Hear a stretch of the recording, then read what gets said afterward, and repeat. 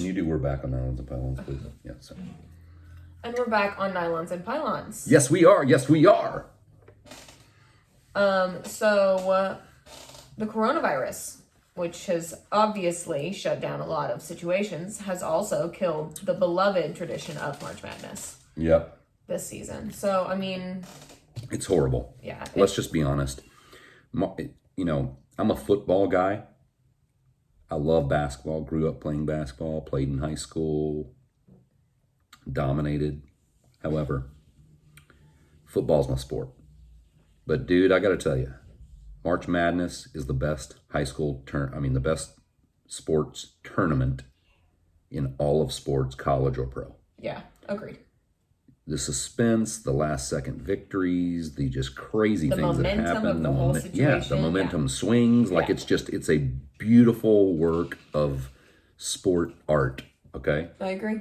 And this freaking stupid made up virus from the 80s, by the way. That's all I'll say about it. I don't want to get political.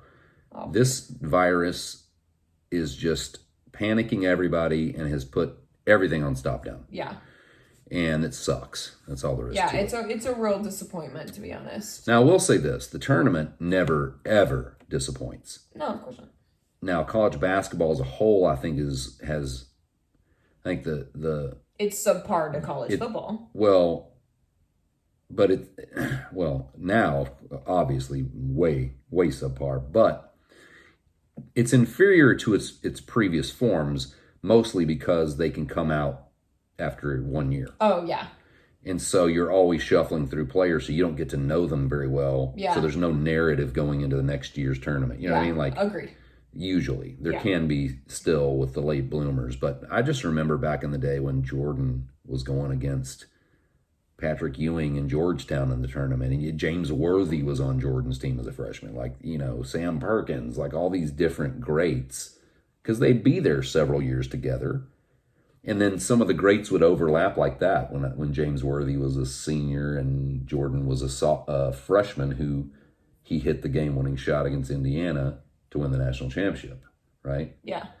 So, was it Indiana or Georgetown? I think it was Georgetown. Anyway, one of those teams. But, yeah, man, there's been so many great moments knocking off the big dogs and... Well, just the format is more convenient in every set of the way. It's just so much easier to follow. It's easier to be a fan of. I mean, look, the first week is just like literally like Christmas morning. Yeah, you got games all day. Yeah. On Thursday and Friday, Saturday and Sunday. Yeah. And the great thing is if you're working from home, you get to have it on in the background, check it out, check the scores every once in a while. I mean, it's just a fun feeling that it's going on, and so dreams are dashed and dreams are made in that tournament. And so it just sucks, man, it just sucks. And even the women's tournament, and over the years, I think women's basketball has gotten more and more publicity. I like women's basketball. I mean, it's good now. Yeah. I mean, not that it wasn't before, but I think it wasn't exposed as much. Yeah. And I think the skill level has even gone up. Yeah. When you look at some of the great teams.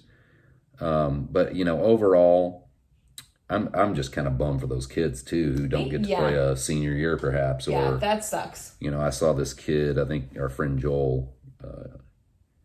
I think if they don't... He tweeted something, some guy, or he liked some tweet of a friend of his or something. The guy said, "I'll never know what it's like to be a 4-time NCAA wrestling champion." Oh, that sucks. Meaning he won 3 already. Isn't that crazy? Yeah.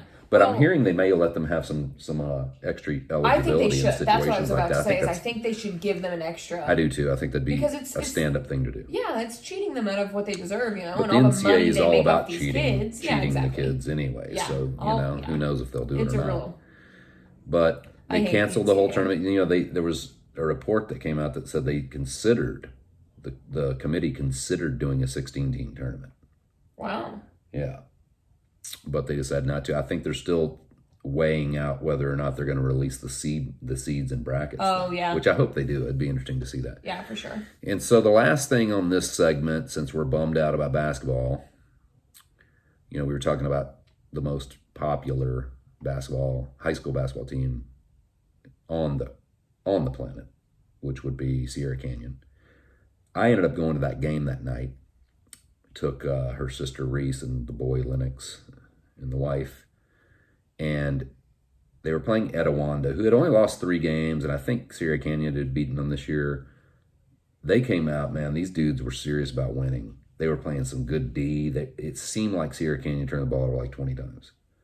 They were going 1-on-3, trying to, these guys get like, I think, because they have these dunk videos and all these like things before, and they come out with the lights on, and they call each individual player like they're on the Bulls back in Jordan's day. Quite the production for a high school team, for sure. It is, and so I don't know if I like that, just because you saw a little apathy out there. I mean, you're in the semifinal game of state, and it didn't seem like they were really very motivated. And dude, I'm telling you, I thought we were going to lose the game. We made a little run at the end of the first half, up 5, go to the third quarter came out, and they just like went on a 10 or 12-0 run or something and just got the lead, and it looked like guys didn't even care about playing.